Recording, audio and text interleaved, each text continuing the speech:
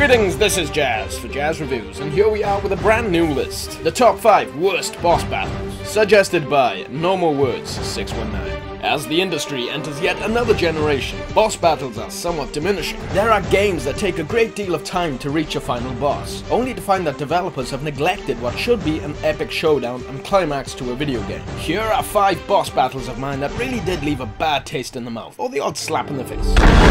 Kicking off my list is Rodrigo Borgia, Assassin's Creed 2. But if you think it's going to save you, another thing coming. A game based on revenge ends with nothing but misplaced mercy. Killing you won't bring my family back. Of course, Ubisoft could in no way kill the Pope and expect to maintain historical accuracy, but all the same, Ezio absolutely batters the elderly and gluttonous Pope Alexander VI.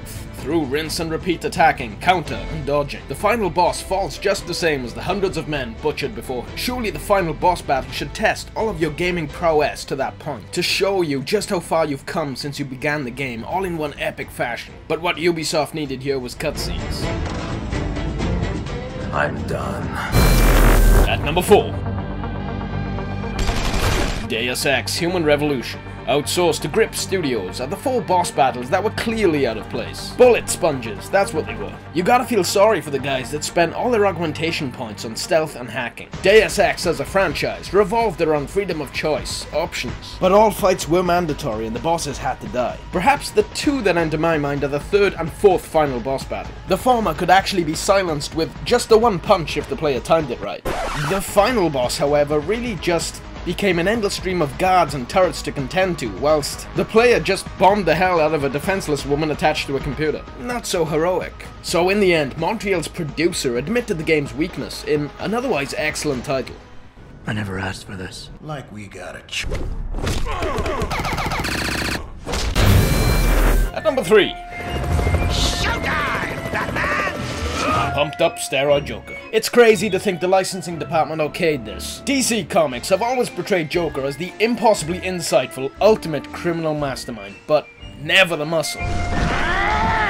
It was wrong on all levels of his character to pit Bats in an arena-styled boss battle, demanding nothing but button mashing. In you come, boys! What made this encounter even worse was the fact that it was the final fight, the showdown and ending to Arkham Asylum. The Scarecrow sequences, or Mr. Freeze Battle of Arkham City, serve as a much better example of intelligent and fitting tests in a Batman game. At number 2. Gearbox Studios, responsible for yet another royal fuck-up in releasing one of the most disappointing titles this year. So in correlation with terribly made games are poorly developed boss battles. Yep, it's the Queen Alien. But that's not to say the previous Power Loader fight wasn't also hugely mismanaged. On screen, the E3 tech demo. And here's the actual product. They were clunky as hell and featured none of the extra gadgets shown. But as the final clash with the aliens, the Queen presented less fight than the human enemies. The moronic AI in Aliens ruined the experience. But with 17 weapons, not one shot was required. It was unbelievably simple with nothing but frantic button pushing. Morons. Well, that's great. That's just fucking great, man. Now what the fuck are we supposed to do? Where's some real pretty shit? And finally, at number 1.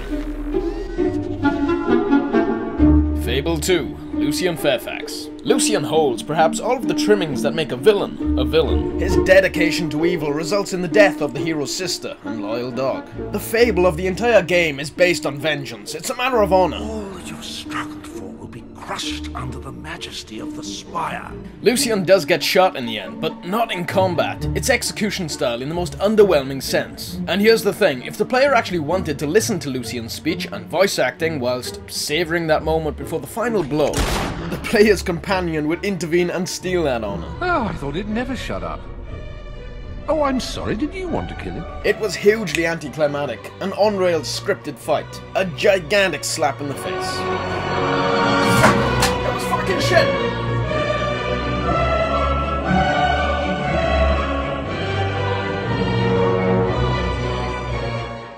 This This has been Jazz, with Jazz Reviews, with the top worst boss battles in gaming. It's an interesting debate. Are boss fights merely a relic of the past, now just plain tradition? Or do boss fights actually provide for needed tension to be used as tools of narrative? There's so many sides to consider. Follow me all you want on Twitter. I've just reached 1,000 followers. Thank you very much.